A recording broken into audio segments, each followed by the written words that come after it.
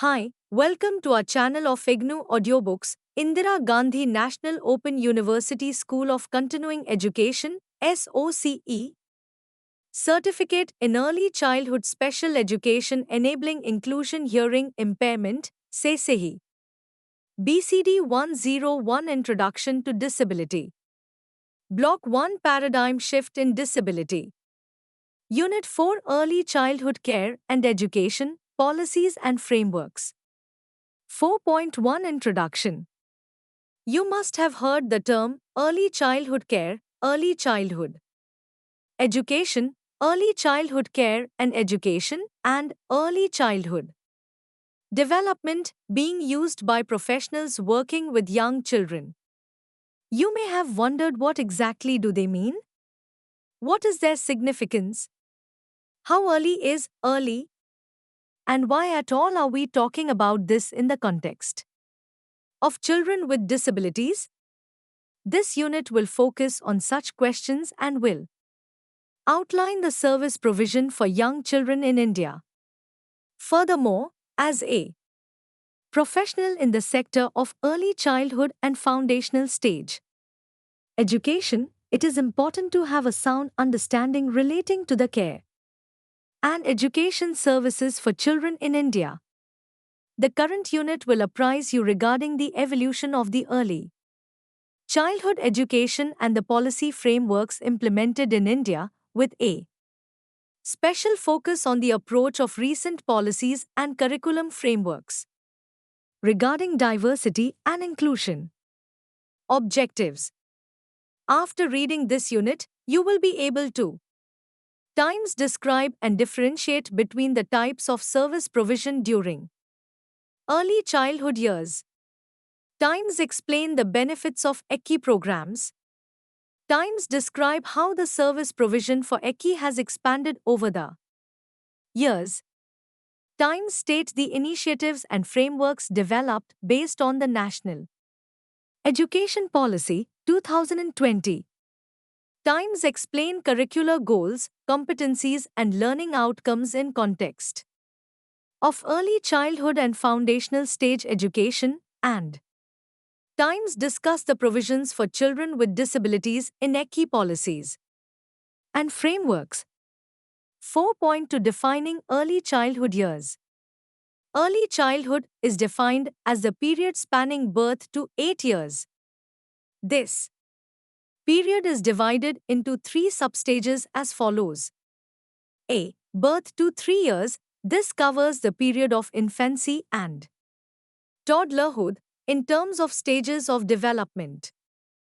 B. 3 to 6 years. This period is generally referred to as preschool years, as children attend preschool pre-primary program during these years. C. 6 to 8 years. These are the years when children attend the early primary classes, grade I and II, in the formal school system. The need to define the period of birth to 8 years as the period of early childhood from the point of view of policy and service provision arises from the realization that development is a continuous and interlinked process. In other words, what the child learns and how the child develops in one substage affects how the child grows in the next substage. The reason is that development in different domains is related to the development of the brain, and the rate of brain development is most rapid during the early years. The first 2 years are critical for the development of the brain, which will influence learning and development during later stages. At birth, the brain of a healthy newborn is about a quarter of the size of the average adult's brain. The brain doubles in size by the end of the first year.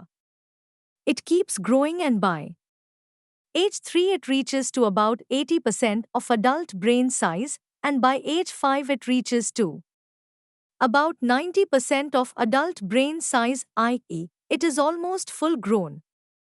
Also, learning and development in this period of birth to 8 years lays the foundation for future development and learning. If children do not get optimal care and opportunities to learn in any of the substages, then the loss in their developmental potential is massive and often irreversible.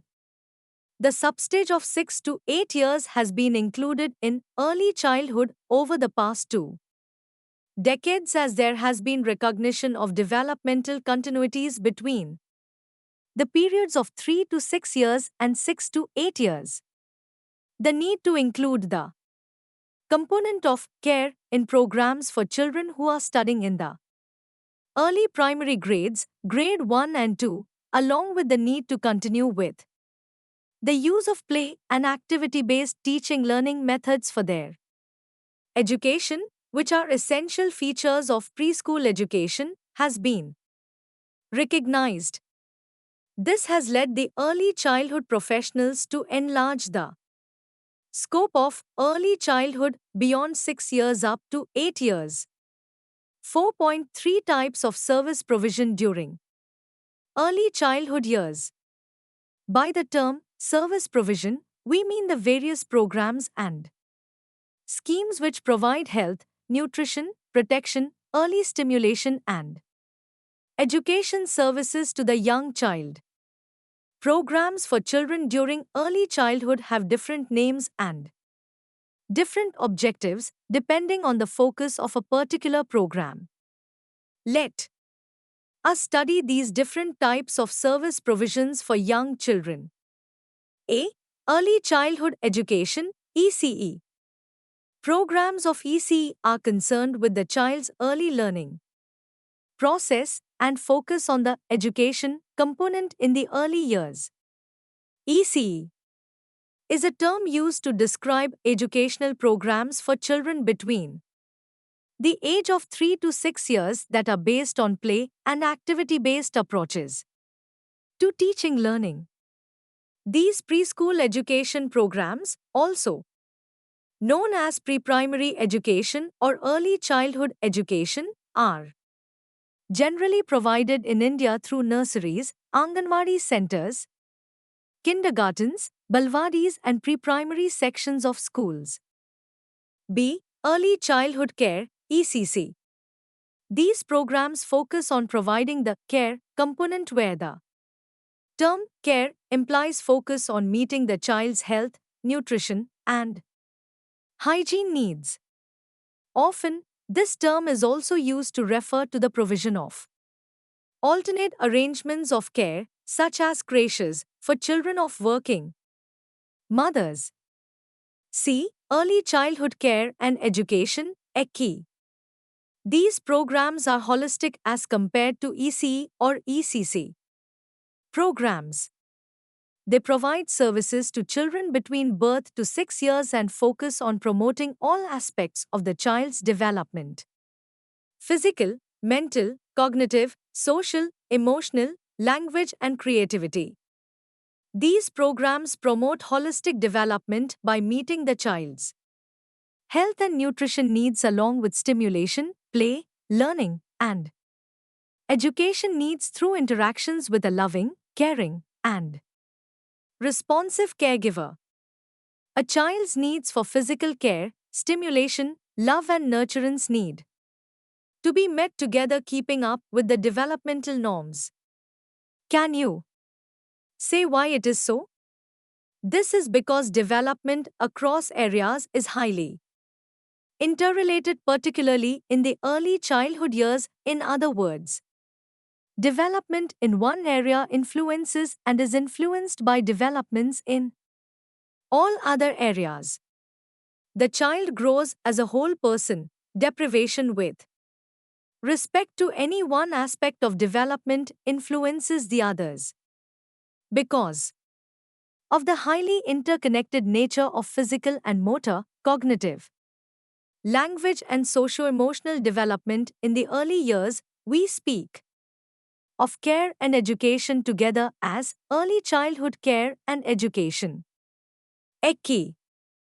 ECCE refers to the totality of the inputs with respect to health, nutrition, stimulation, and preschool education, love, and nurturance that must be provided to all children to ensure their optimal development.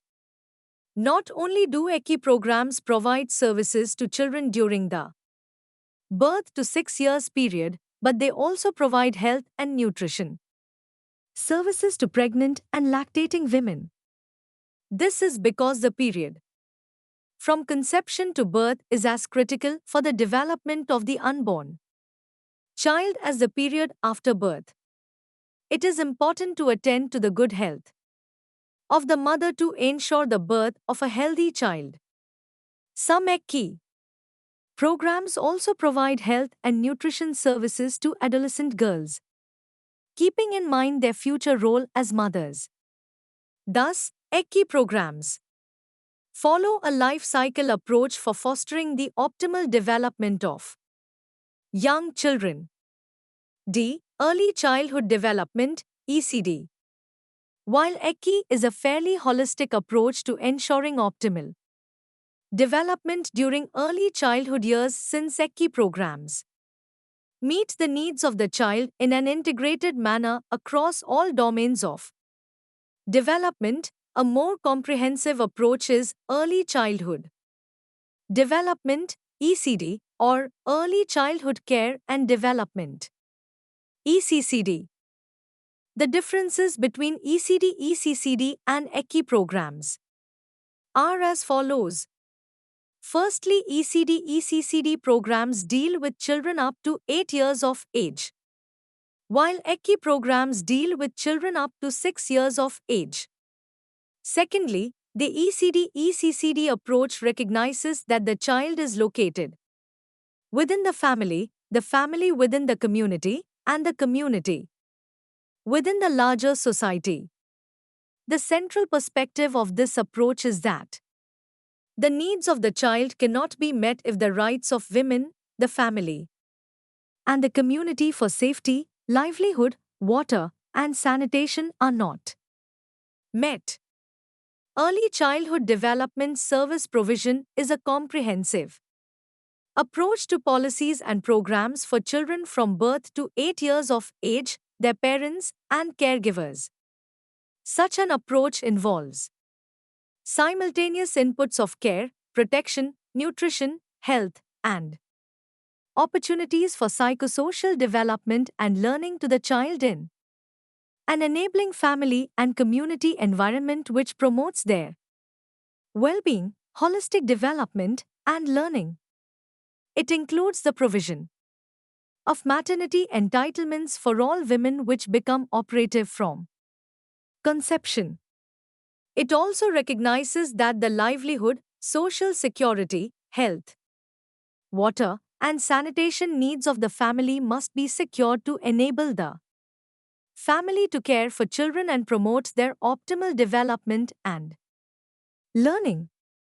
In other words, simply providing services to the child and the women during the period of pregnancy and lactation is not enough. The capacity of the family as a whole has to be strengthened to take care of the needs of all its members. Only then will the specific needs of the children be fulfilled.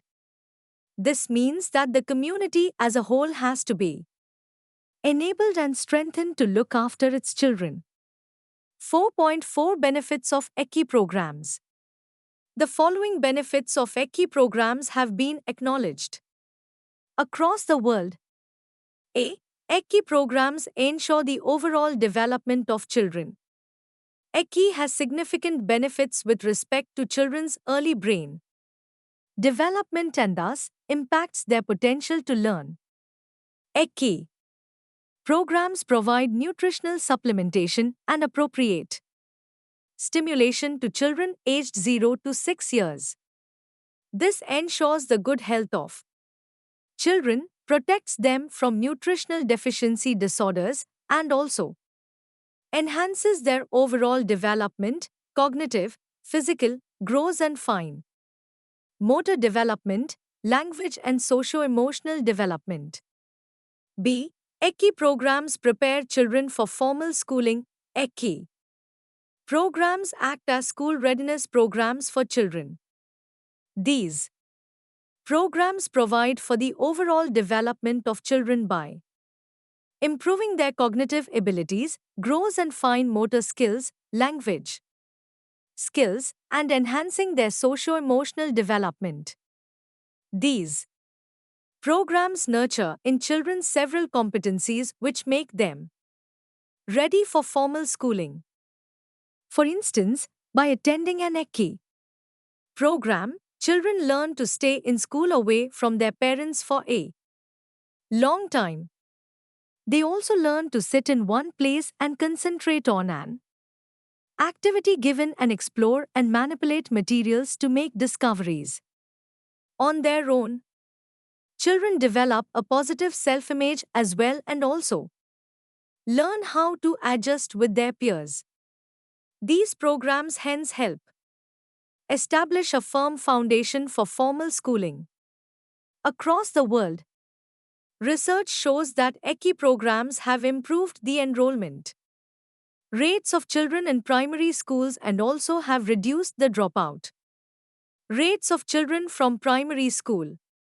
So, children who attend ECCE programs are more likely to complete their primary schooling. C. ECCE programs help bridge social and gender inequalities.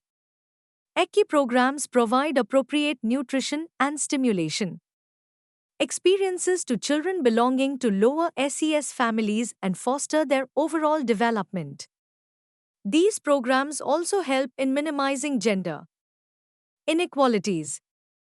Girls in low SES families are often burdened with the responsibility of caring for their younger siblings at home while their mothers go out to earn a living. This makes them unable to attend school, while their male siblings do not face any restrictions in going to school. ECCE program, if operating in the area, take care of young children for a major portion of the day, especially during school hours. This allows older girls to attend the school regularly as they have the opportunity of placing their younger siblings at the ECCE center. In this way, ECCE programs bridge the social and gender inequalities by supporting the young child's development as well as facilitating the school participation of older siblings. D. Investments in ECCE programs have high rates of return. ECCE programs following a holistic approach provide nutritional supplementation to preschool-aged children, pregnant and lactating women, nutrition and health education to women and adolescent girls, and immunization and health care services to the infants. All these services help reduce malnutrition among pregnant and lactating women, and thereby reducing the risks of nutritional deficiency disorders in newborns and infants. These ECCE programs also help reduce the incidence of stillbirths, low birth weight infants, or infants with birth defects due to maternal nutritional deficiencies during pregnancy. Studies conducted in developed as well as developing countries show that by providing education services to the children of preschool age, ECCE programs help reduce dropout and repetition rates of children in primary schools and also reduce their special education placements. Children with quality ECCE experiences tend to advance to higher education and thereby can obtain employment when they grow up. Therefore, they are less likely to become social delinquents or to be dependent on public assistance. Hence, by investing in ECCE programs, the government can save money on a large scale which would be otherwise spent on providing specialized services to improve the condition of malnourished children or children born with defects or on providing special education to children who have dropped out of school. Early investments in ECCE can reduce the need for public welfare expenditures later and reduce the financial and social costs associated with grade repetition, juvenile delinquency, and drug abuse nationally and globally. In the context of the above-mentioned benefits, the efforts have increased manifold to plan and implement ECI programs across the world as well as in our country. 4.5 Sustainable Development Goals SDGs. Recognizing the above outlined benefits, there have been increased efforts in the past few decades to expand quality ECI services across the world. Sustainable Development Goals SDGs, adopted by United Nations in 2015, is a major step taken to achieve peace and prosperity for people and the planet. By 2030, in the year 2015, United Nations presented Sustainable Development Goals SDGs. Sustainable Development Goals were adopted by 193 countries of the UN General Assembly at the United Nations Sustainable Development Summit held on 25 September 2015. SDGs are a list of 17 goals that are to be reached by 2030. These goals are 1. No poverty, 2. Zero hunger, 3. Good health and well-being, 4. Quality education, 5. Gender equality, 6. Clean water and sanitation, 7. Affordable and clean energy, 8. Decent work and economic growth, 9. Industry, innovation, infrastructure, 10. Reduced inequalities, 11. Sustainable cities and communities, 12. Responsible consumption, production, 13. Climate action, 14. Life below water, 15. Life on land, 16. Peace, justice and strong institutions, 17. Partnerships for the goals. Let us read in detail about the Sustainable Development Goal 4 that focuses on quality education. Let us read about this goal in detail. 4.5.1 Sustainable Development Goal 4 Quality Education. Sustainable Development Goal 4 focuses on ensuring inclusive and equitable quality education and promoting lifelong learning opportunities for all. Education being the key allows many other Sustainable Development Goals SDGs to be achieved. Quality education not only breaks the cycle of poverty but also helps to reduce inequalities and reach gender equality. It is education which empowers people to live healthier and sustainable lives. This goal aims to ensure that all girls and boys complete free primary and secondary schooling by 2030. It also aims to provide equal access to affordable vocational training to eliminate gender and wealth disparities and achieve universal access to a quality higher education. Here, disability is a critical aspect of inclusion within SDG 4. The SDG 4 targets and indicators relevant to early childhood care and education and disability are Target 4.5 by 2030, eliminate gender disparities in education and ensure equal access to all levels of education and vocational training for the vulnerable, including persons with disabilities, indigenous peoples and children in vulnerable situations. Target 4.A Build and upgrade education facilities that are child, disability, and gender sensitive and provide safe, non-violent, inclusive and effective learning environments for all.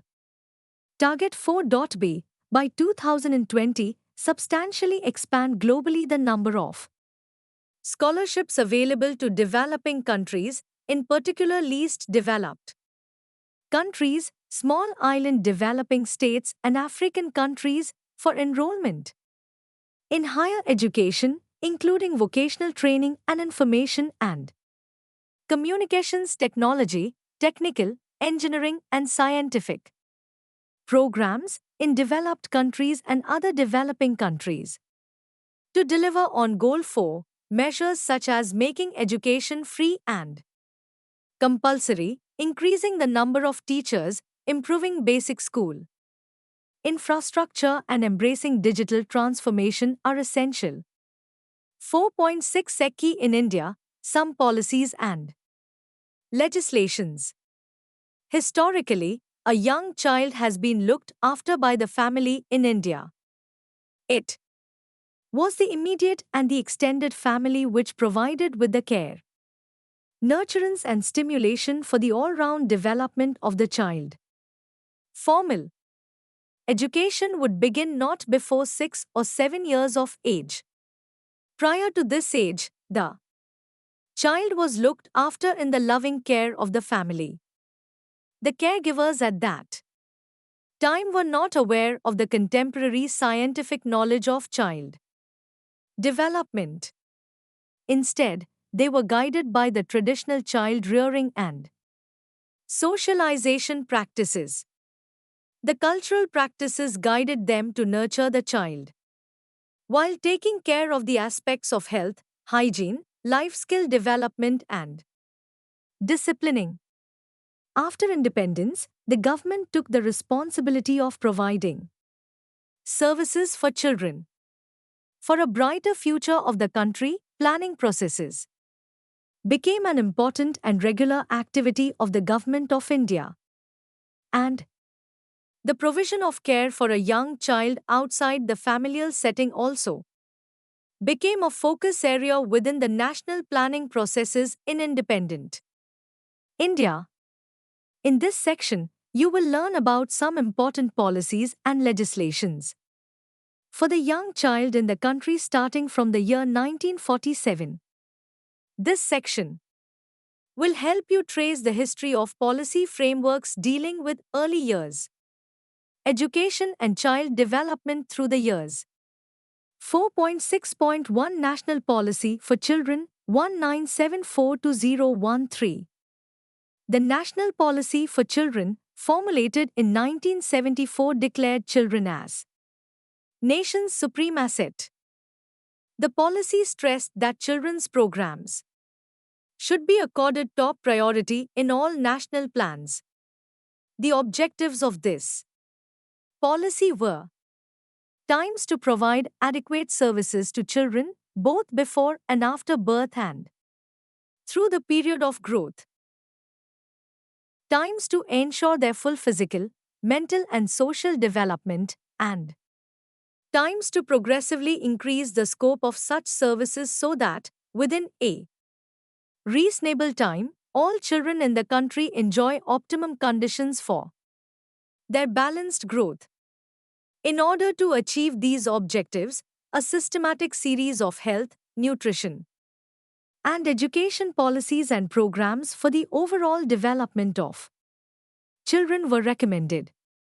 Measures suggested include times a comprehensive health program for children, times free and compulsory education for children till the age of 14 years, times equality of opportunity for all children, times protecting children from exploitation, cruelty, and neglect, times constituting National Children's Board.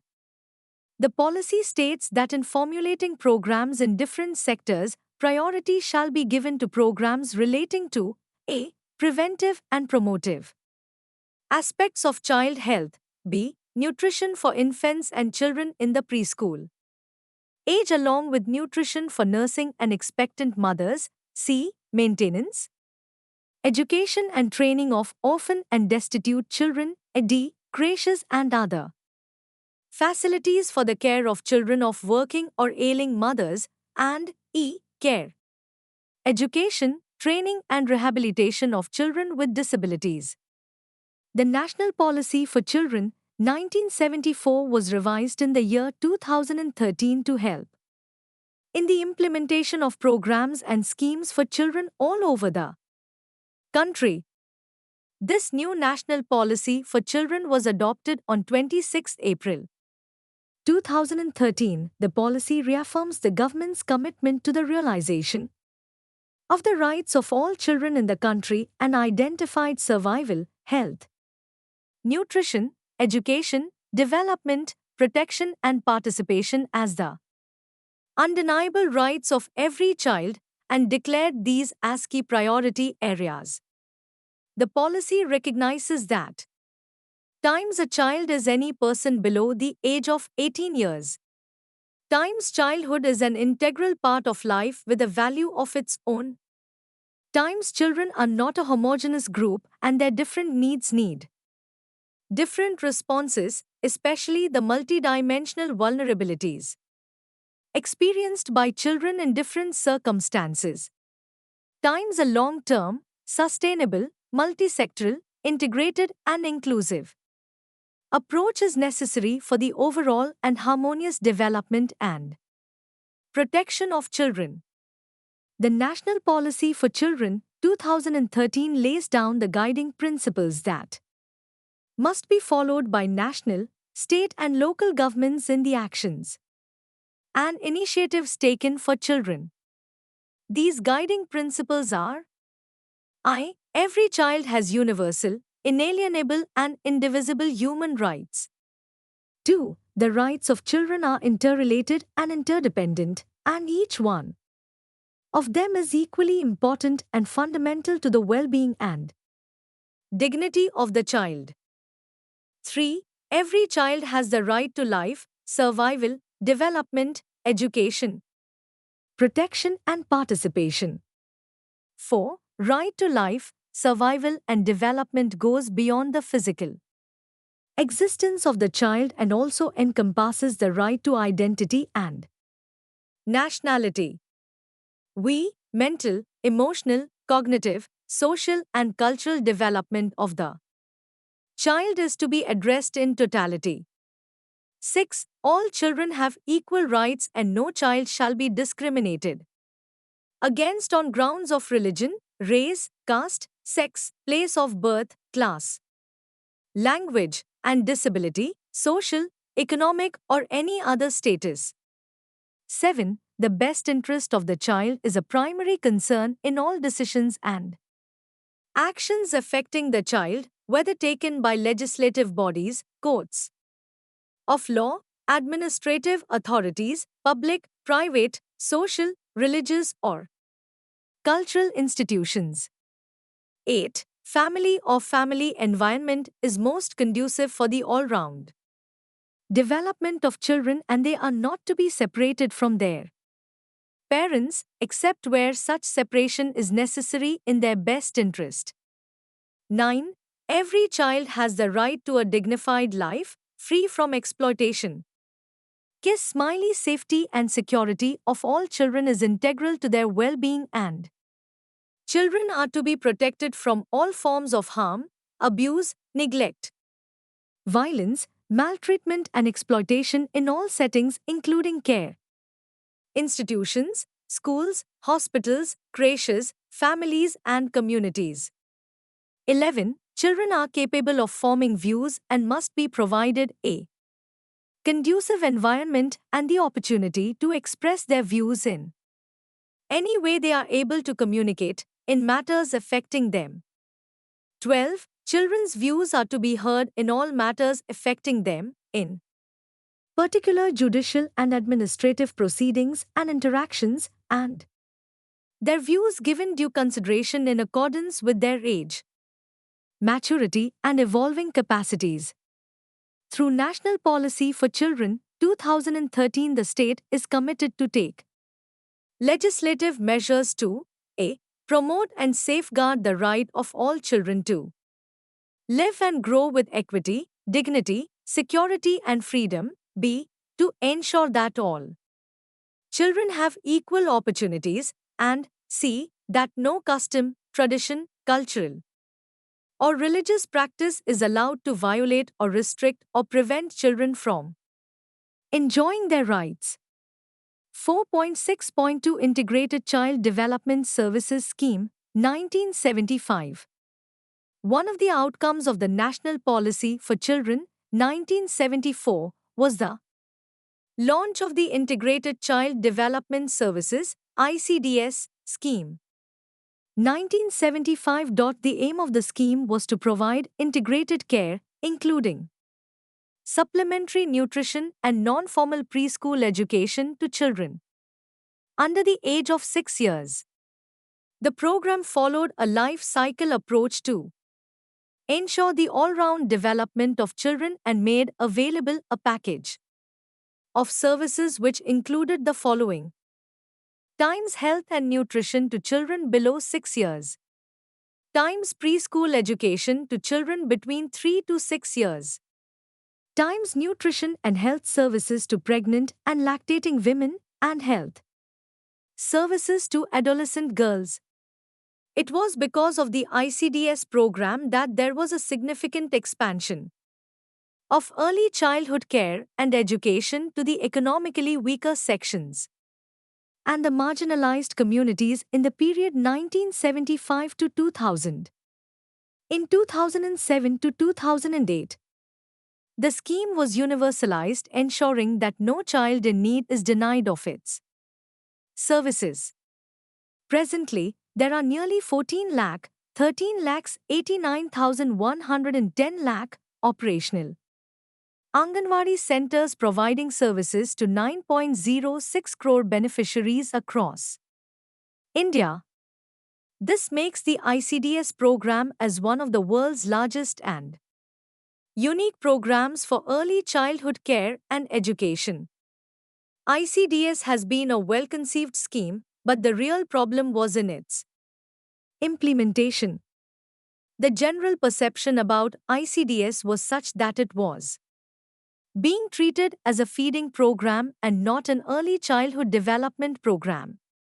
Hence, in the year 2013, the ICDS program was restructured and was put in a mission mode.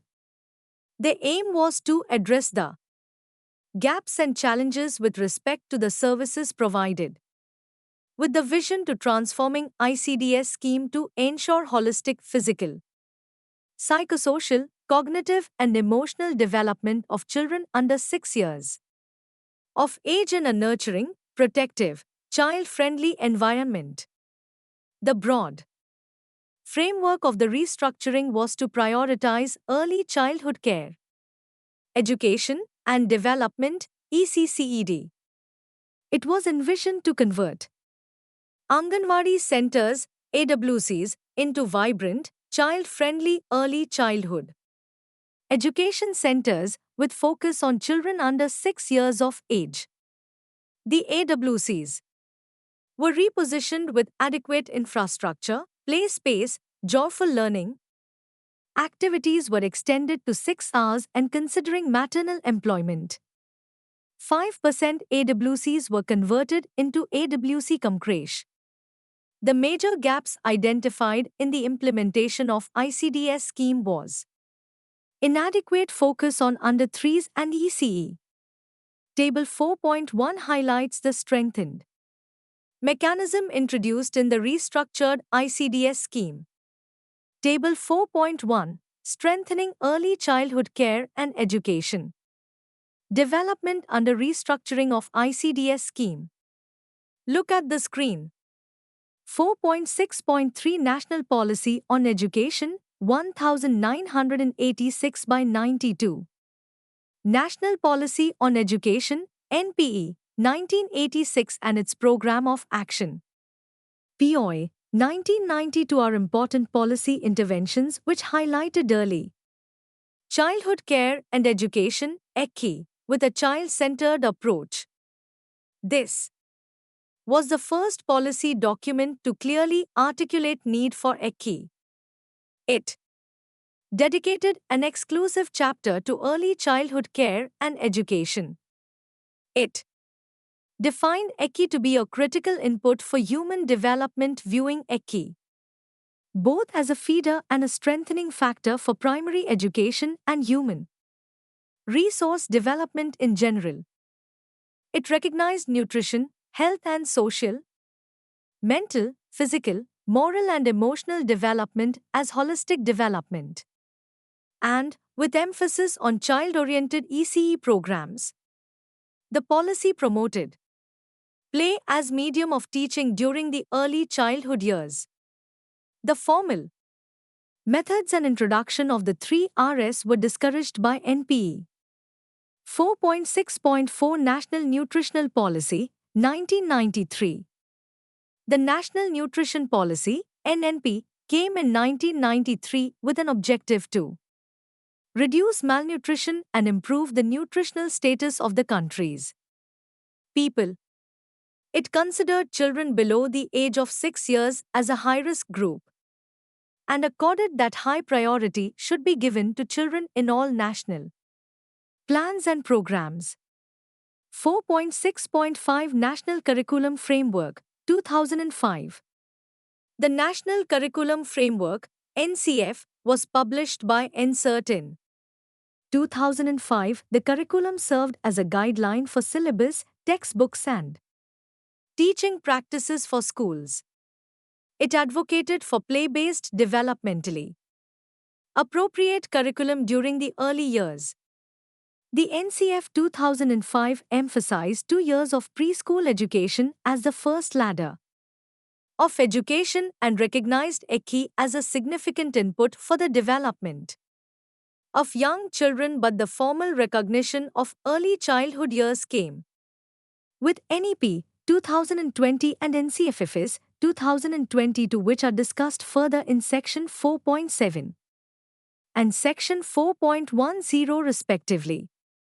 4.6.6 Sarv Shiksha Abhiyan. The 86th Amendment of the Constitution of India made education a fundamental right for children in the age group of 6 to 14 years and emphasized preschool education. As result, the Sarv Shiksha Abhiyan SSA was launched in the year 2001 to 2002. The SSA is a flagship program of the Government of India which aimed to provide free and compulsory education to children. It is also known as the universalization of elementary education, UEE. The Sarv Shiksha Abhiyan attempted to provide useful and relevant elementary education for all children in the 6 to 14 age group by 2010. Another goal of the SSA program was to bridge social, regional, and gender gaps and enhance community participation in the management of schools. The main objectives of SSA are given below. Times all children in school by 2003. Times all children to complete 5 years of primary schooling by 2007. Times all children to complete 8 years of elementary schooling by 2010. Times focus on elementary education of satisfactory quality with emphasis on education for life. Times bridging of all gender and social category gaps at the primary stage by 2007 and at elementary education level by 2010. Times universal retention by 2010. With respect to ECE, an emphasis was given to strengthen convergence with the Integrated Child Development Services (ICDS) scheme to promote preschool education as it directly benefits children in primary education. Sarv Shiksha Abhiyan also offered support to ICDS and the state government in setting up and starting of a preschool education centers in the primary schools. This was done through funds available to SSA under the head Innovative Activities. 4.6.7 National Early Childhood Care and Education Policy, 2013. A landmark development in the sector of early childhood care and education was the revision of the National Policy for Children and the adoption of a new National Early Childhood Care and Education Policy in 2013. This was the first policy of the country for children under 6 years of age. The National Early Childhood Care and Education (ECI) Policy 2013 aimed to promote the holistic development of children below 6 years of age. The policy envisions to provide equitable, inclusive, and contextualized opportunities for optimal learning and development among children below 6 years of age. The policy is relevant and applicable to all ECI services in public, private, and voluntary sectors. The policy recognized and conceptualized ECI services across three substages. A. Conception to birth. This includes antenatal and postnatal health and nutritional care of the mother, maternal counseling, safe childbirth. Maternity entitlements including child protection and non-discrimination. B. Birth to 3 years of age. This substage comprises services for safety, proactive environment, health care, nutrition, attachment to mother or other adults, and psychosocial stimulation in home and appropriate child care centers.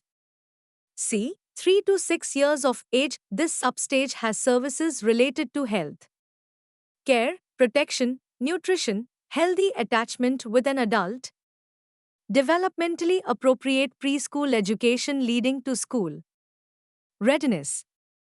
The policy lays special emphasis on universal access with equity and inclusion. It specifically emphasizes inclusion of vulnerable and marginalized children and children with disabilities. The policy has emphasized the need for laying down non-negotiable base standards for promoting quality ECI. The policy recognizes the need to professionalize the ECI sector at all levels, strengthen the existing training institutions, and provide continued support to all ECI personnel. It also emphasizes that the ECI services should be registered, regulated, and accredited. Based on the National ECI Policy, the National ECI Curriculum Framework 2014 and Quality Standards for ECI Programs 2014 have been developed.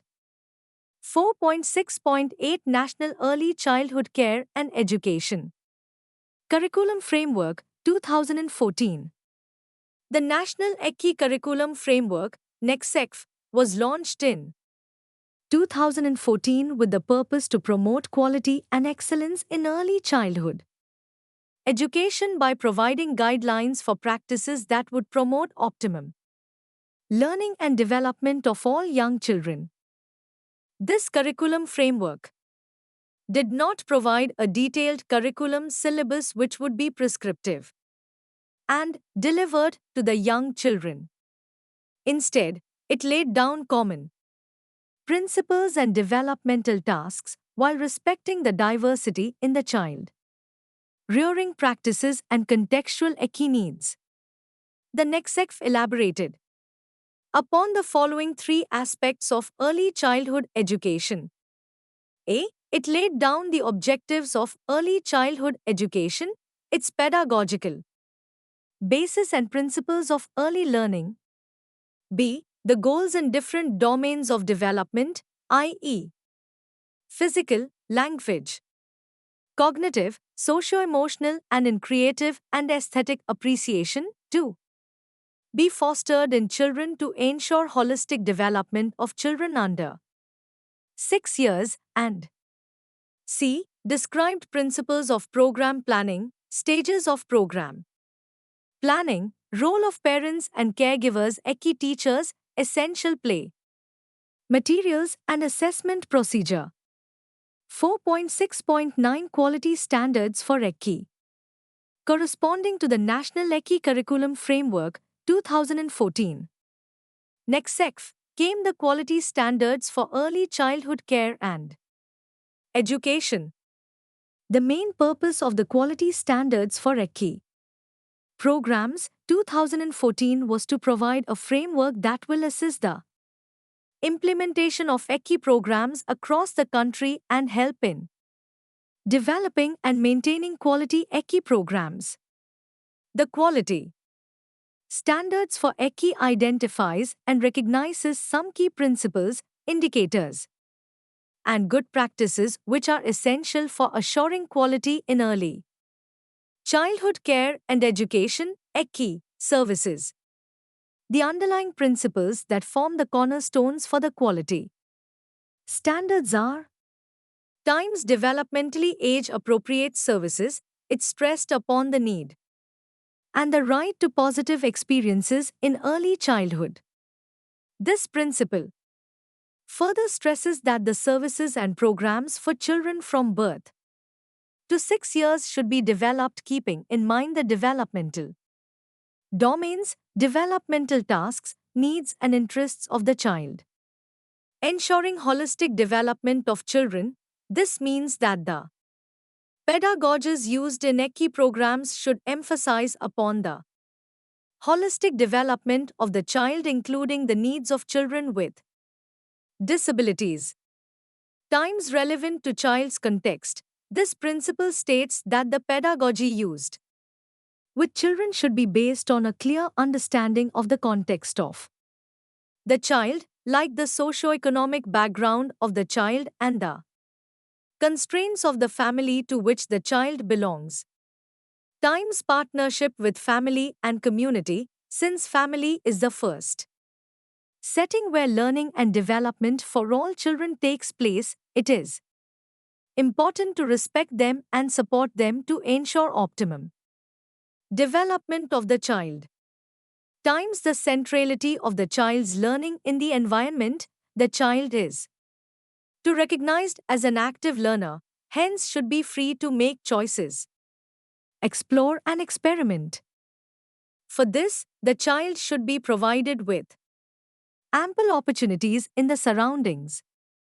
Times equity, inclusion, diversity, equality ECI programs should value and respect diversity of all kinds, be it cultural, linguistic, caste, gender, class, or ability.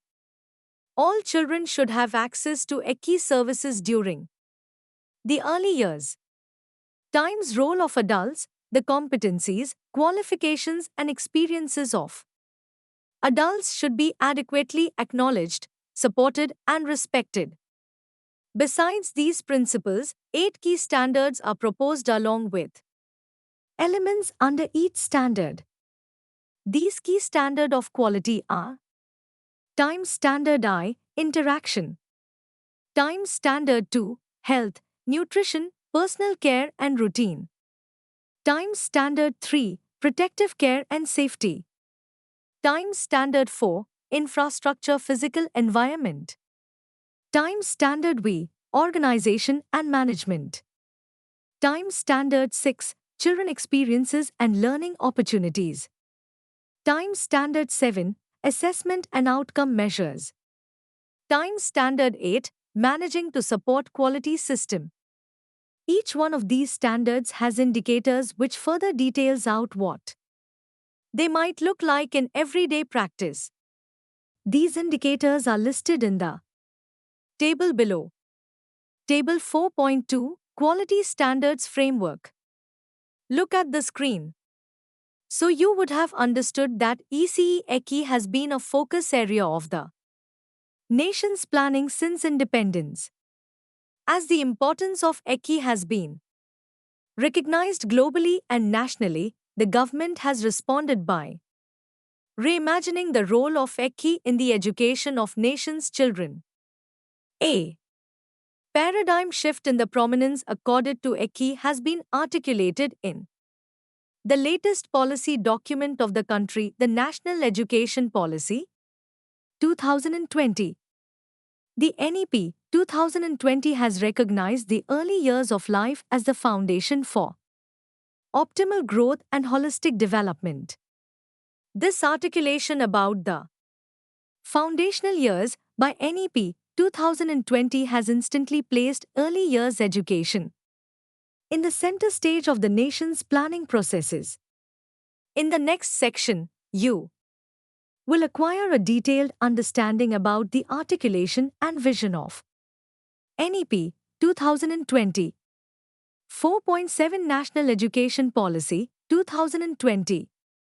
Considering the importance of the early years, the National Education Policy NEP 2020 has formally acknowledged the age group of 3 to 8 years as foundational stage.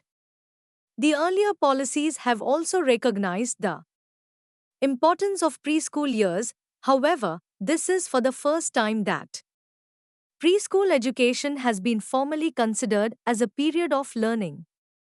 This means that the 3 years of preschool education, which earlier was unrecognized as the first step in the educational ladder, has been given its due importance and recognition.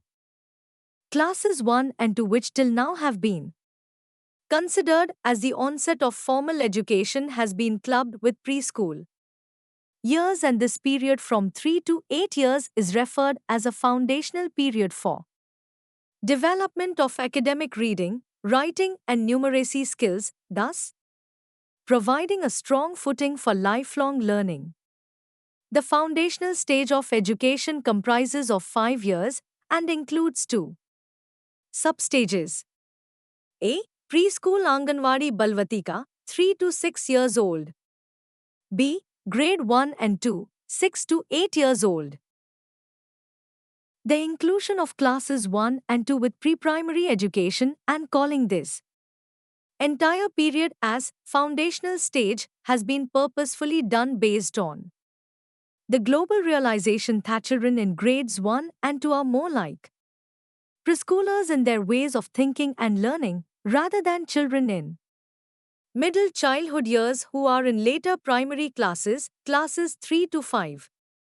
The prime goal of the NEP 2020 is to ensure universal access to high-quality ECI across the country, giving special attention to districts and locations that are socio-economically disadvantaged.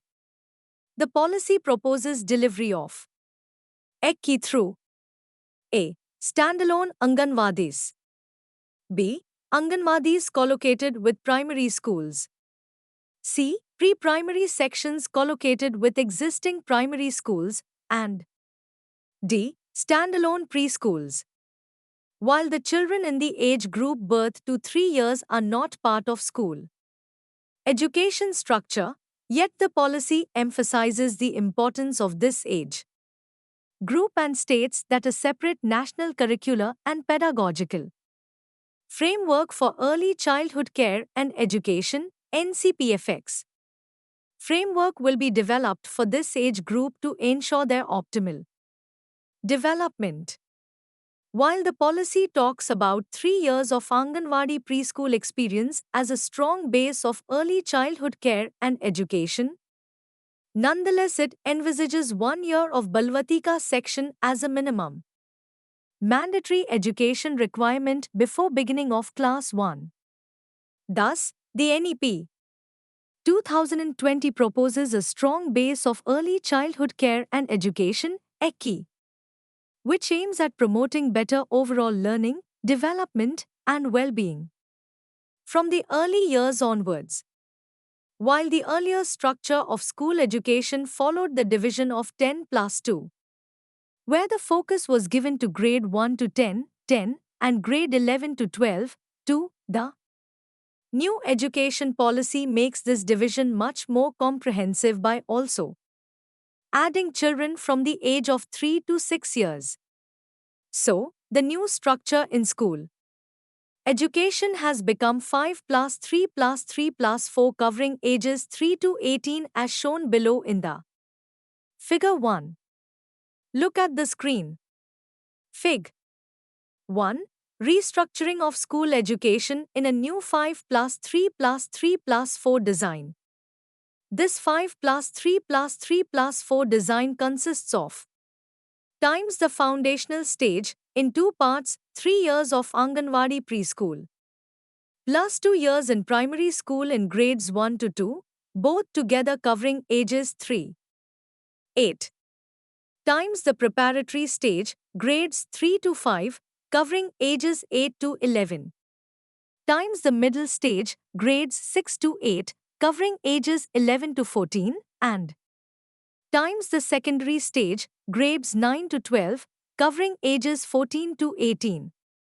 In the next section, we will learn about the specific goals mentioned in NEP 2020 with respect to early childhood care and education. 4.7.1 Specific Goals for Early Childhood Care and Education as per NEP 2020. 1. Achieving universal provisioning of quality early childhood development, care and education. The National Education Policy 2020 has recognized the importance of care and stimulation during first 6 years of life to ensure healthy brain development. Recognizing that quality ECI is not available to young children, especially to children from socioeconomically disadvantaged backgrounds, NEP 2020 emphasizes on universal provisioning of quality early childhood development, care, and education to ensure that all children are school ready before entering grade 1. The policy states that this universal provisioning of quality ECI should be attained by 2030. 2. Attainment by all children of optimal outcomes in the domains of development.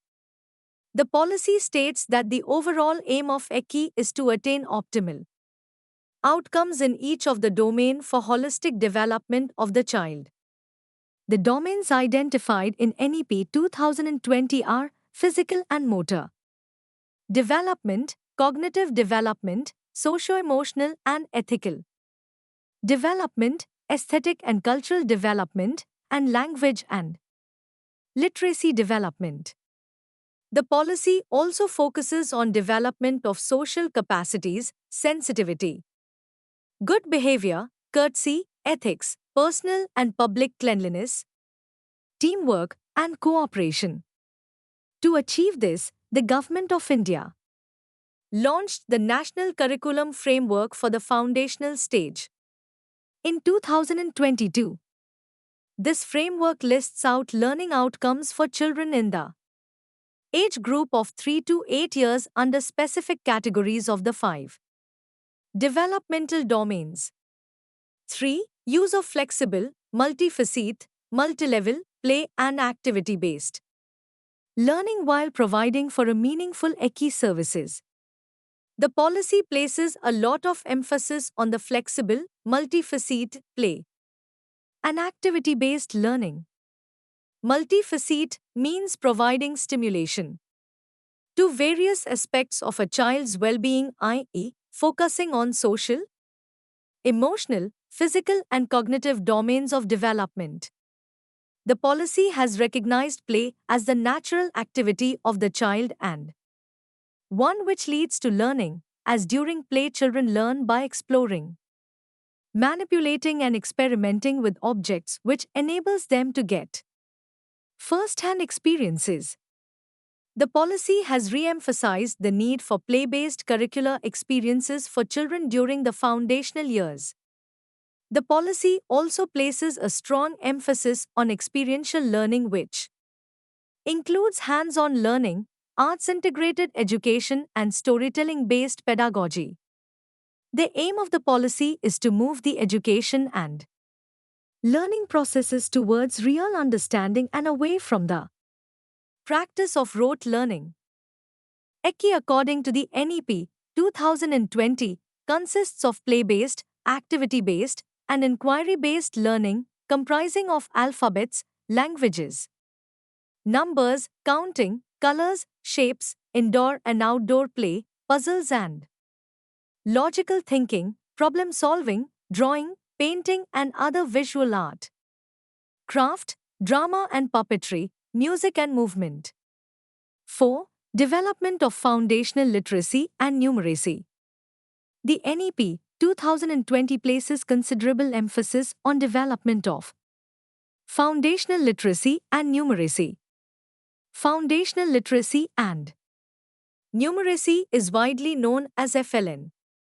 It refers to the ability to read and comprehend basic text and the ability to carry out basic addition and subtraction with Indian numerals. The policy targets the attainment of foundational literacy and numeracy by each child by grade 3 and achievement of universal foundational literacy and numeracy in primary school by 2025 so that children can emerge as effective learners in the later years. The policy places an increased focus on development of the below mentioned skills throughout the preparatory curriculum. Times reading, times writing, times speaking, times counting, times arithmetic, and times mathematical thinking. The outcome of this emphasized on TLM in NEP 2020 was the development of the document National Initiative for Proficiency in Reading with Understanding and Numeracy, Nipun Bharat, which provided detailed guidelines for achieving universal foundational literacy and numeracy by 2025. You will read about Nipun Bharat mission in the next section. 4.7.2 Other essential considerations under NEP 2020. Times understanding the needs of a child, the policy also provides for the following to ensure optimal learning among children. Times ensuring a pupil-teacher ratio, PTR, of 31. Times safeguarding the nutrition and health of children by providing healthy meals. Times regular health checkups and 100% immunization. Times besides, the policy also addressed the issue of children who will be unable to access preschool education and envisaged a preparatory module for children who will enter class 1 without any preschool experience. This articulation of NEP 2020 was addressed by development of Vidya Pravesh module, which is a 3-month play-based school preparation module. You will read about Vidya Pravesh in greater details in subsection 4.7.7. In the upcoming sections you will learn in detail about 3 key initiatives which have been taken in order to make foundational stage of education as envisioned in NEP 2020 a reality. These are 1. Nipun Bharat Mission 2021, 2. Vidya Pravesh 2022, 3. National Curriculum Framework for Foundational Stage 2022. These above initiatives and frameworks have been developed based on the articulation of NEP 2020. Though they were developed separately, but they have some common fundamental principles which are laid down in NEP 2020. These are similar to the specific goals for early childhood care and education as mentioned earlier in subsection 4.7.4 of this unit. This means that all these documents follow times play-based, interactive and experiential pedagogy for learning. Times promote development of cognitive, early literacy and numeracy, competencies and psychomotor abilities. 4.8 Nipun Bharat 2021.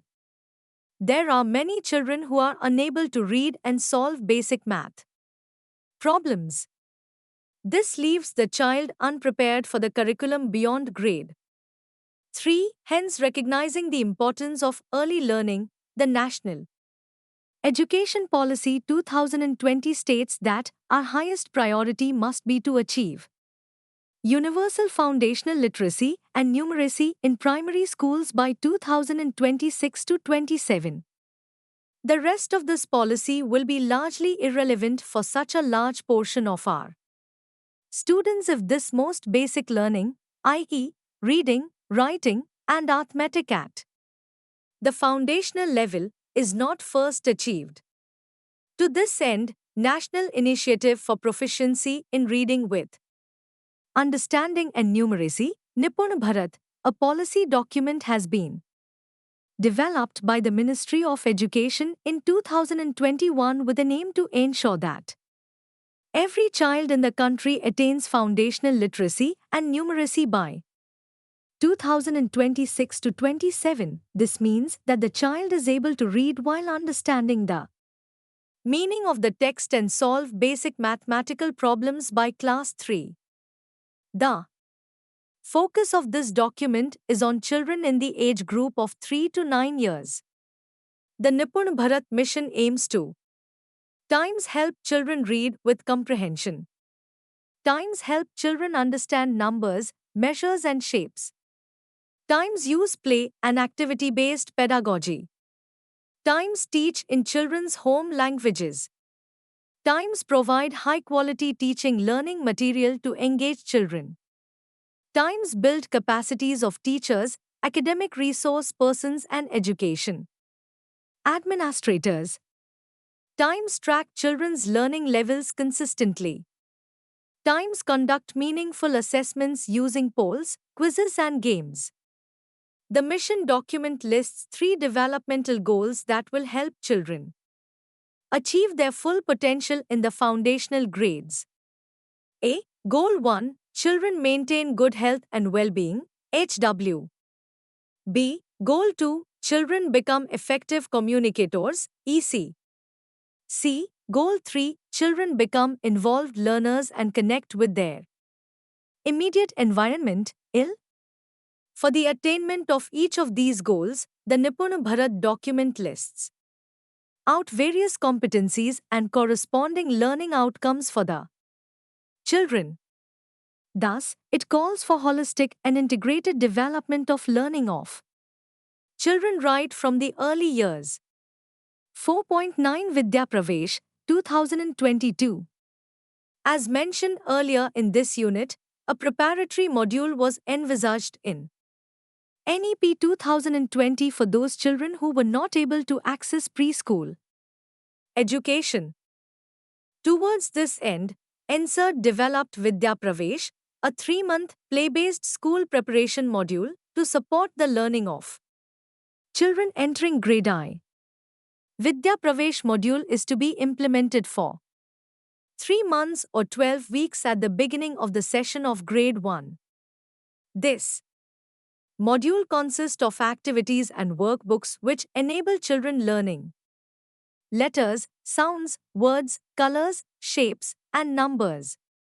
The activities are designed to help children develop different competencies like helping, sharing, getting along with other children, following a school routine, learning to adjust to a new environment, and concentrating on an activity for a period of time to increase their attention span.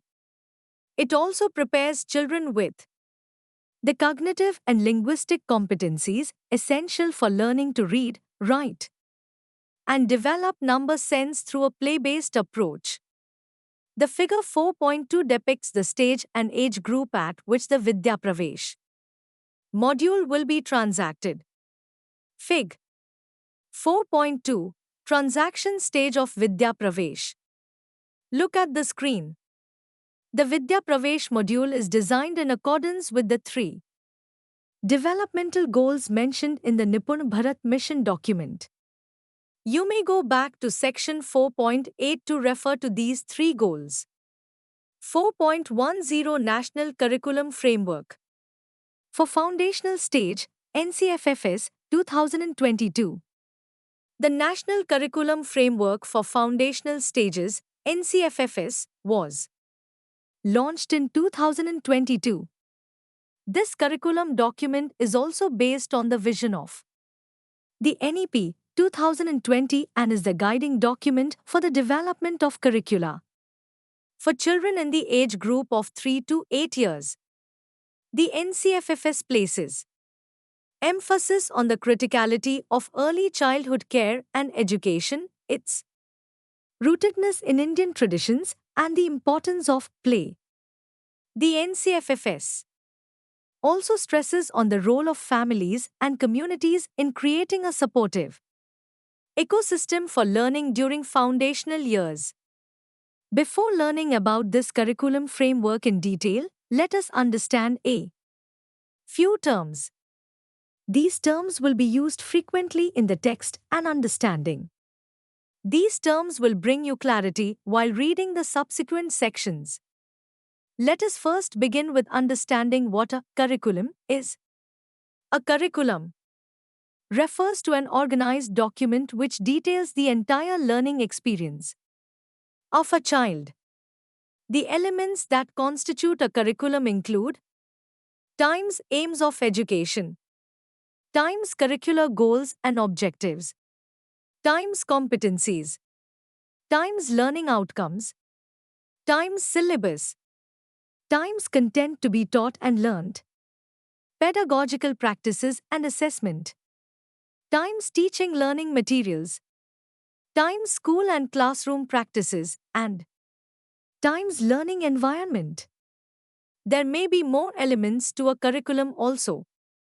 There are other aspects that directly affect a curriculum and its practice, like teachers and their capacities, the involvement of parents and communities, issues of access to institutions, resources available, and administrative support. 1. Aims of education. Aims are educational vision which gives broad direction to all the efforts of the educational systems.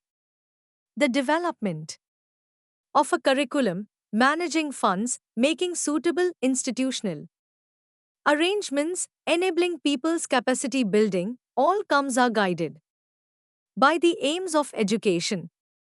Aims of education are usually articulated in education policy documents.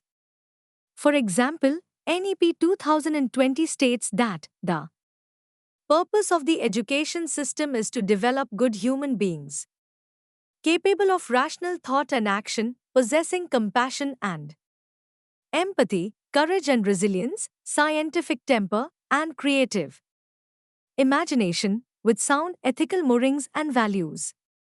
It aims at producing engaged, productive, and contributing citizens for building an equitable, inclusive, and plural society as envisaged by our Constitution.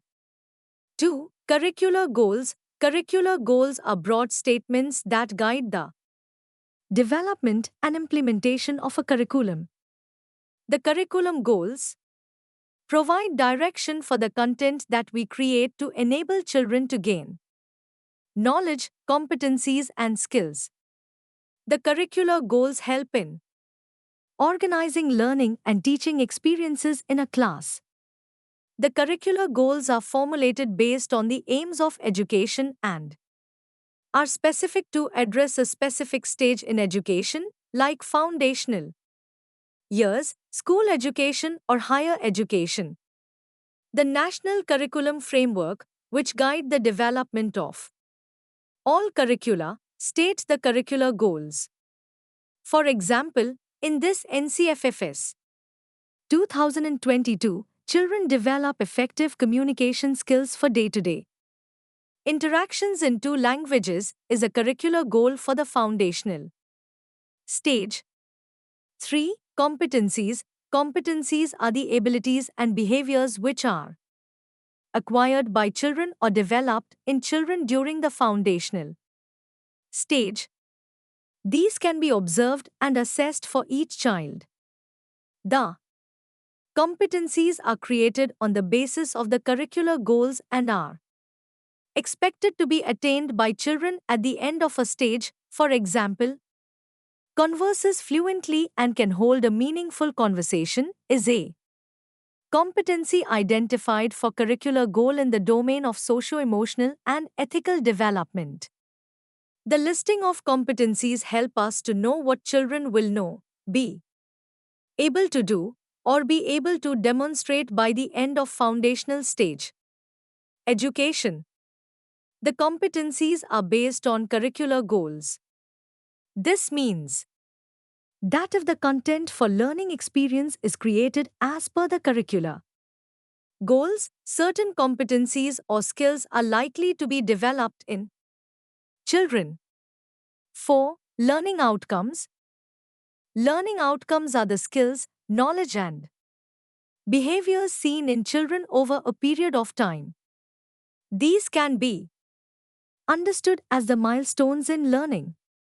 As a teacher observes and tracks the learning of an individual child, it helps her to understand the achievements of the child and respond to the needs of the child and plan her content and pedagogy in a way that helps the child achieve a competency.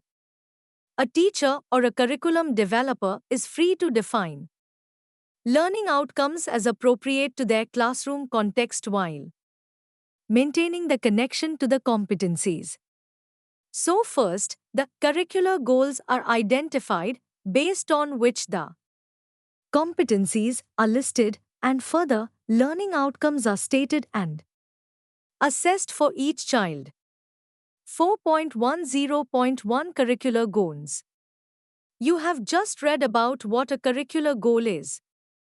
Let us understand this further in context of the domains of development.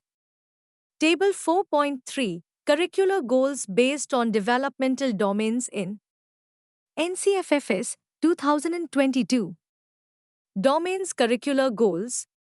Physical development. CG1 Children develop habits that keep them healthy and safe. CG2 Children develop sharpness in sensorial perceptions. CG3 Children develop a fit and flexible body.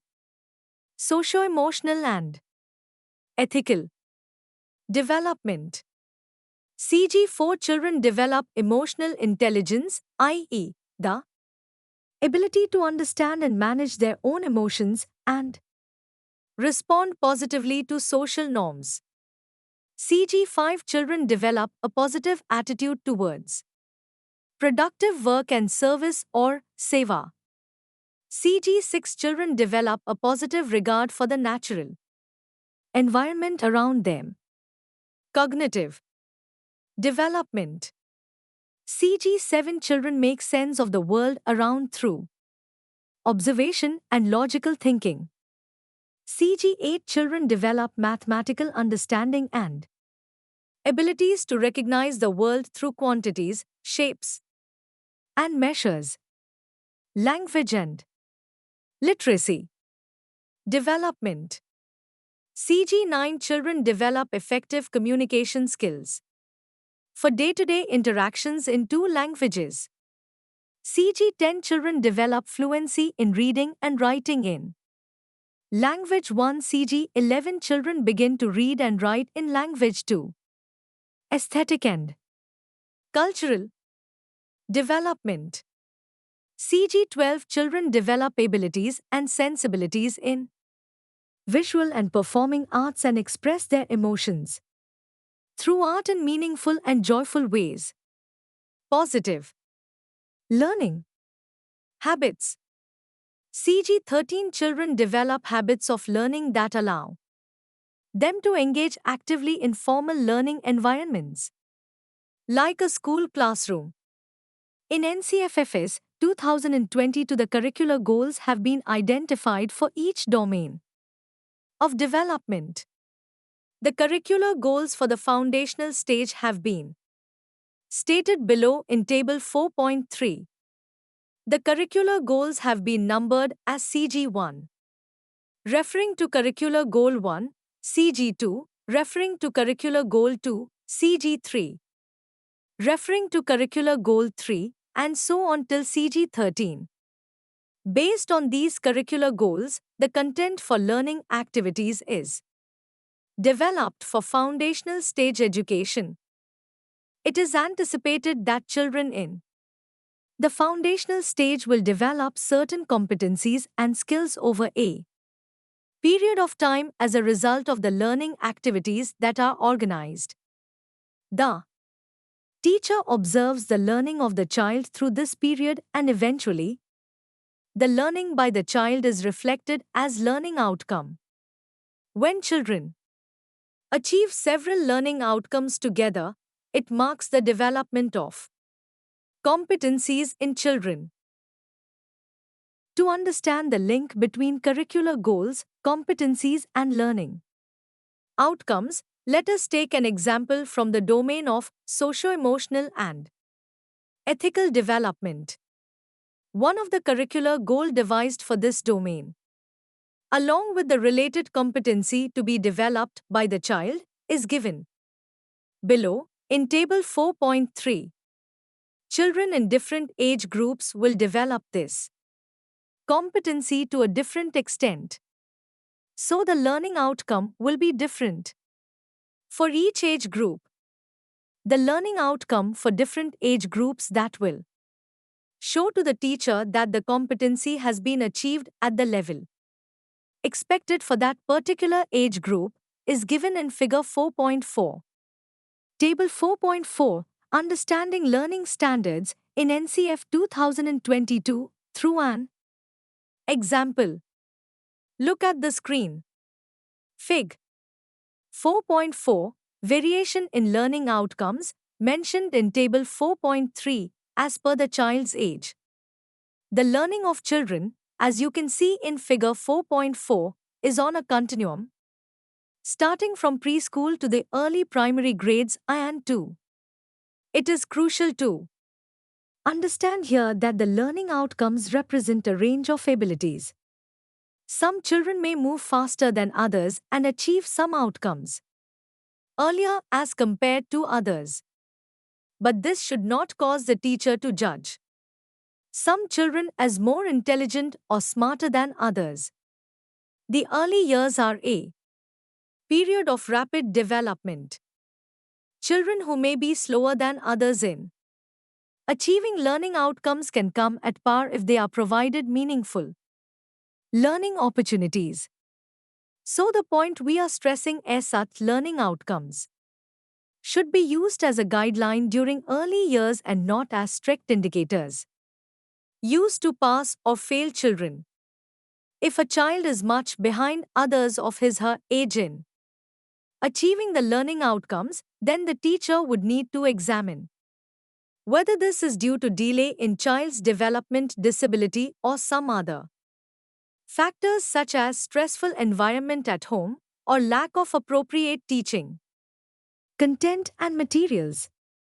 4.11 Navchetna National Framework for Early Childhood Stimulation for children between birth to 3 years, 2024. You have read earlier in subsection 4.7.1 that as per NEP 2020, children in the age group of birth to 3 years are not part of school education structure.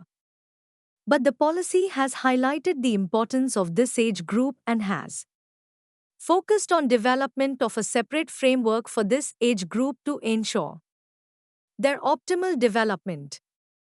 In line with this, the Navchetna framework has been developed with the objective to empower parents and caregivers taking care of young children, such as creche workers and Anganwadi workers, to be able to promote the holistic development of the child in body and mind. This is to be done through holistic early stimulation that includes providing responsive caregiving and opportunities for early learning. Responsive caregiving refers to the ability of the caregiver to observe, notice, understand, and respond to the child's unique needs and behavior in a way that is responsive to what the child is telling or signaling through actions, sounds, or facial expressions. The framework provides detailed information on step-by-step instructions for caregivers and frontline workers for conducting early stimulation activities. It gives special emphasis on screening, inclusion, and referral of children with disabilities.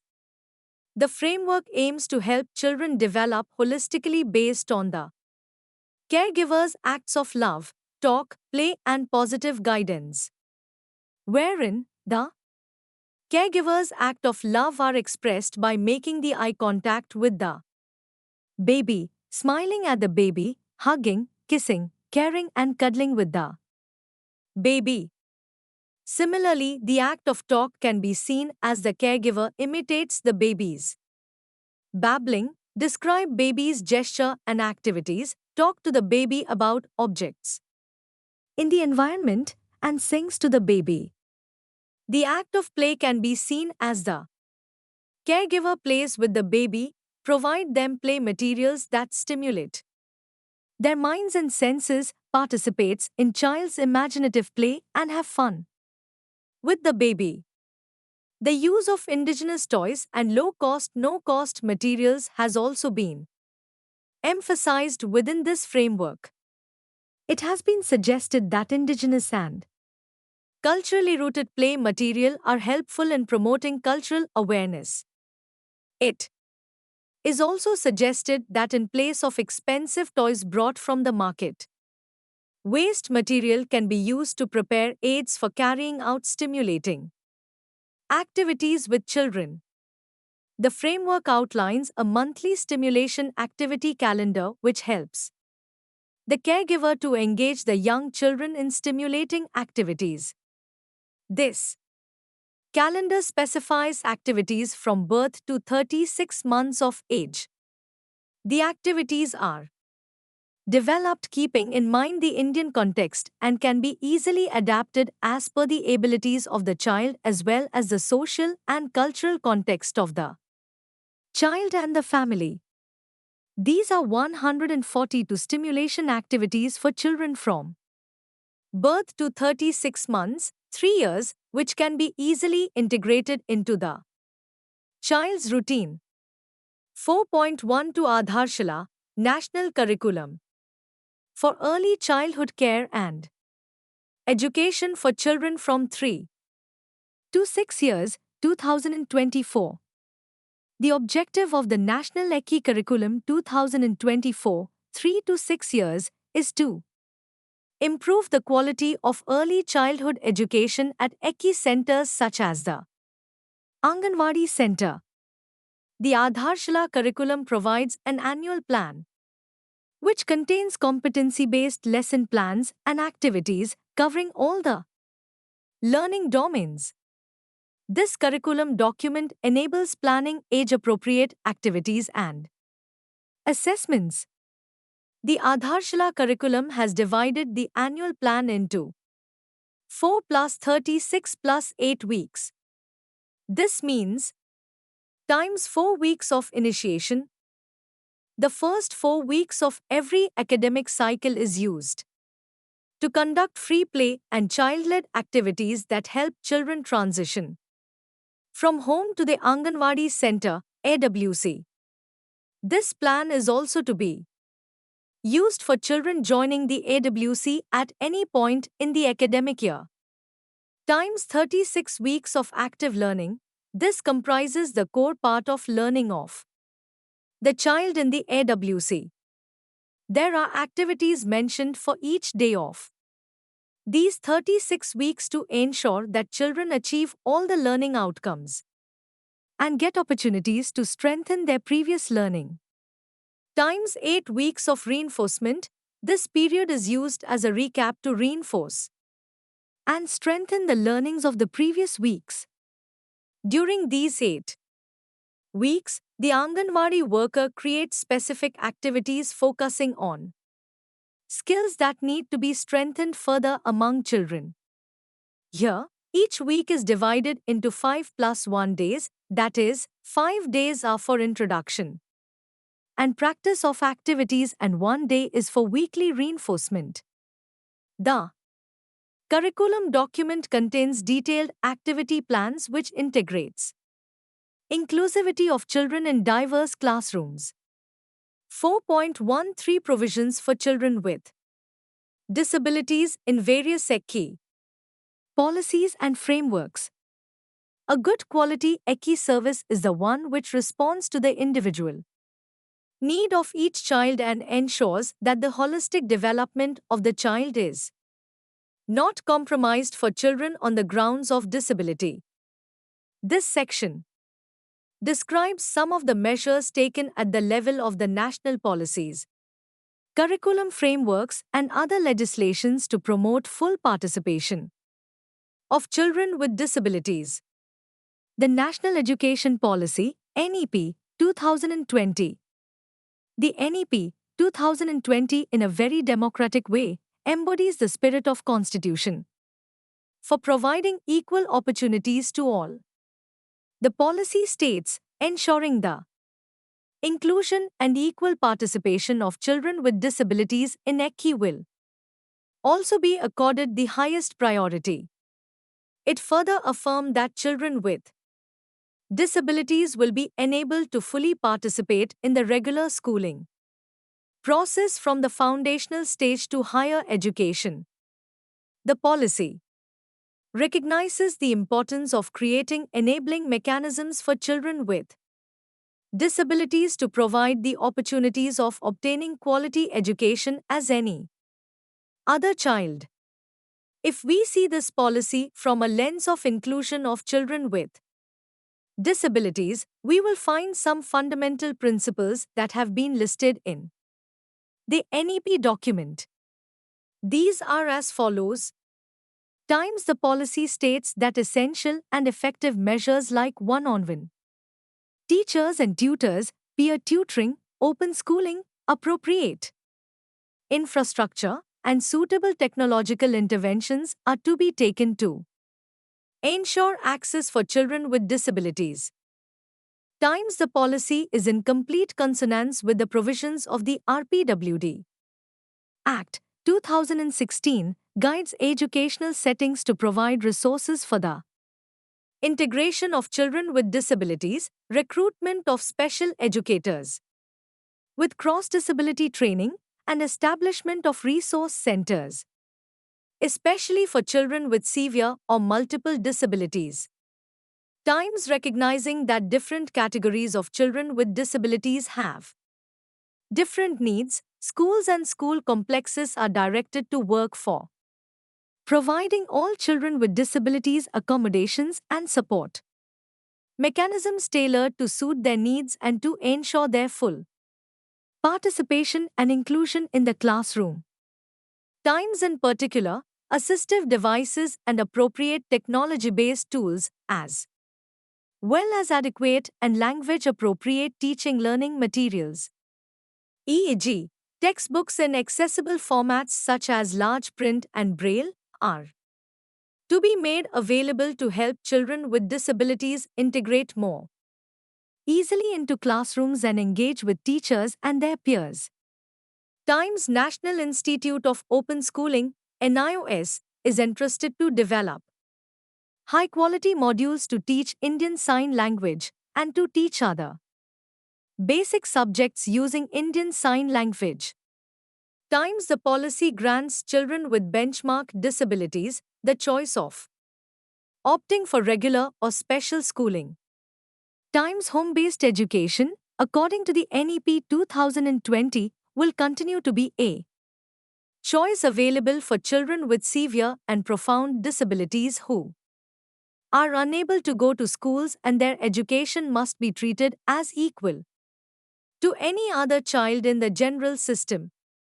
Times wide-scale dissemination of learning materials to enable parents caregivers to actively support their children's learning needs. Times recognizing that most classrooms have children with specific learning disabilities who need continuous support, teachers must be helped to identify and plan to enable children to work at their own pace with flexible curricula to leverage each child's strengths and creating an ecosystem for appropriate assessment and certification.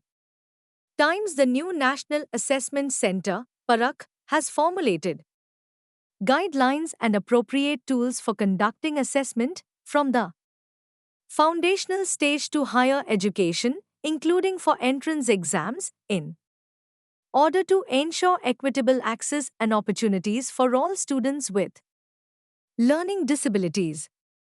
Times the policy document also states that awareness and knowledge of how to teach children with specific disabilities, including learning disabilities, will be an integral part of all teacher education programs. An important focus area of Nipun Bharat 2021 is early identification of disability and learning difficulty in students with special needs. An emphasis has been laid on diversity, flexibility, and quality of the teaching learning process. To this end, child-centered pedagogy based on children's needs and Interests has been viewed as a major aspect of teaching learning so that learning is fostered for children in general and CWD specifically are provided with suitable guidance at an early stage. The Vidya Pravesh document gives significant importance to ensure that the needs of children with disabilities CWD are addressed while planning as well as transacting the learning experiences to children. There are specific ways prescribed in the document to ensure catering to the needs of children with disabilities. Their ways are involving CWD in all activities, simplifying the instructions and directions to ensure smooth understanding, repeating the instructions and directions to ensure retention, allowing extra time to the child to process information, providing concrete examples and materials such as textured numbers, letters, and digital aids, providing immediate feedback in a positive manner, providing choices to children so that they can use their strengths and follow their interests, providing support to CWD to understand transitions by employing visual and verbal cues, songs, or ringing bell, allowing children to demonstrate their understanding in multiple ways, like taking help of songs, pointings, visual boards, etc. Planning developmentally appropriate schedules in terms of the duration, activities, etc. for each child. Arranging the seat of CWD near the teacher and away from distractions. Discuss children's feelings and provide individual attention. Sensitizing other children to help children with disability willingly and not out of a sense of pity or burden. The National Curriculum Framework for Foundational Stage, NCFFS, 2022. This framework clearly defines and articulates the difference between the developmental delay and developmental disability.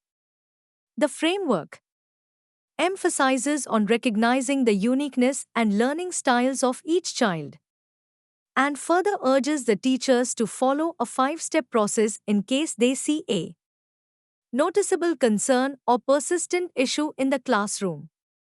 Further, some strategies are also listed for teachers to employ in everyday class to ensure an inclusive, flexible, and dynamic environment.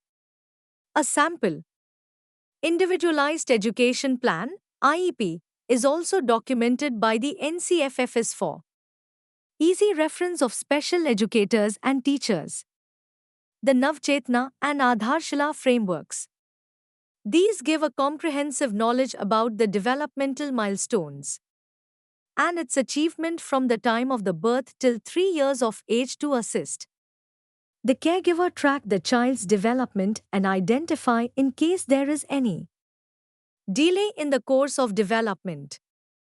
It gives specific principles based on which the stimulating activities can be adapted for children with developmental delays and or disabilities.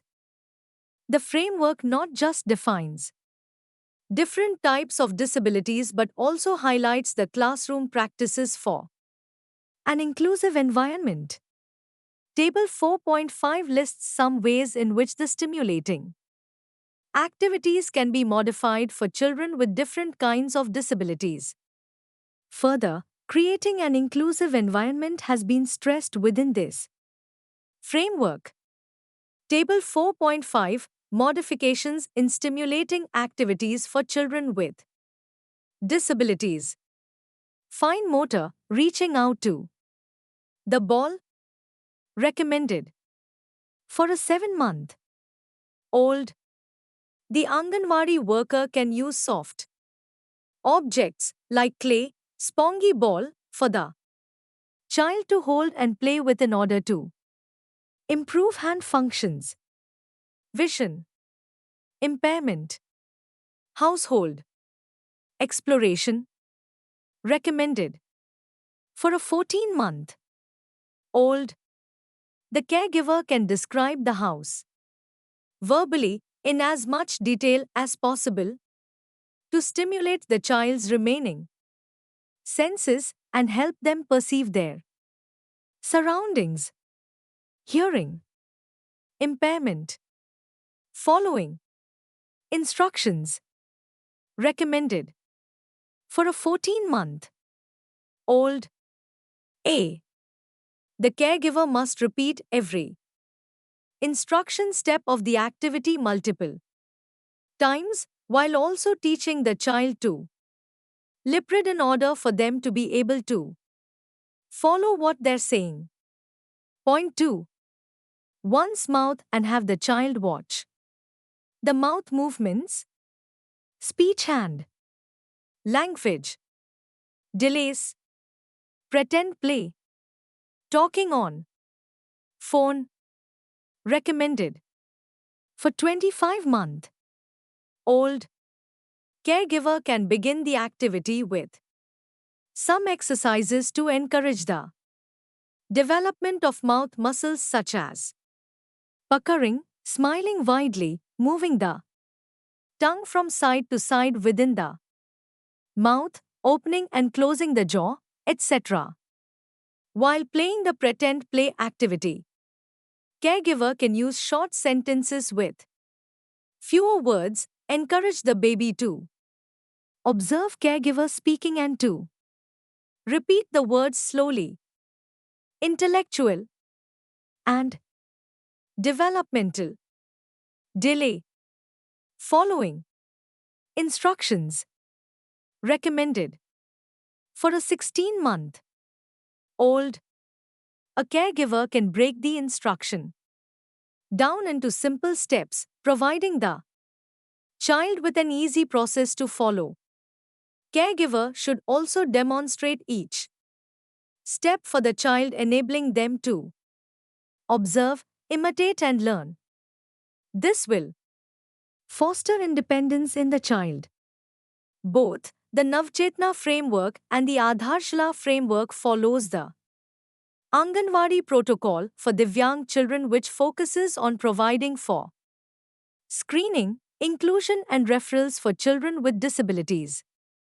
The Anganwadi protocol for Divyang children, which was released by the Ministry of Women and Child Development in 2023.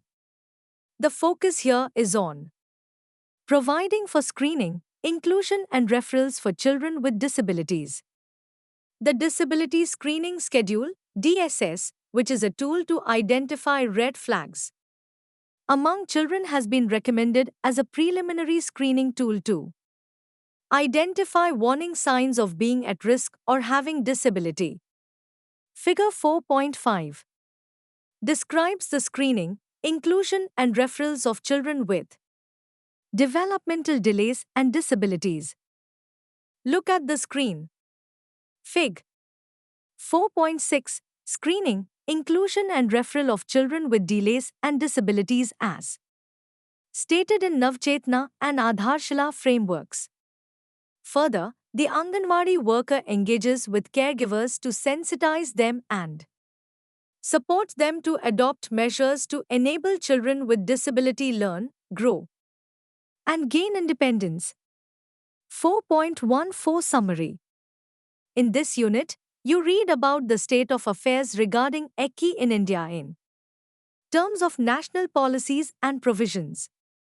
After independence, the government assumed greater responsibility for the welfare of children.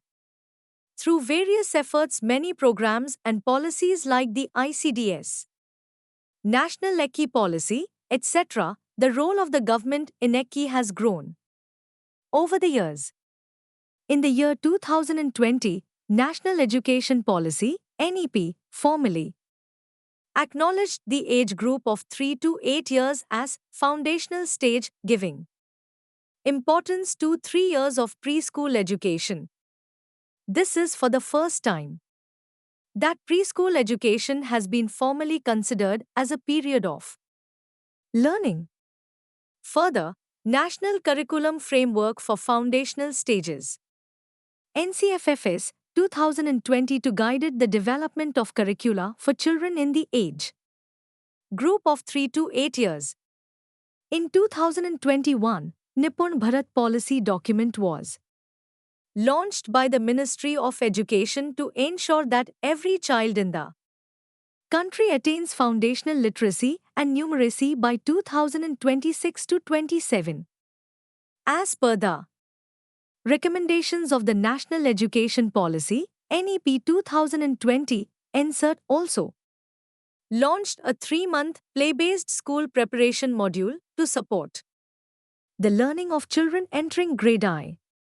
Further, the Navchetna framework has been developed with an objective to empower caregivers and Anganwadi workers for holistic early stimulation.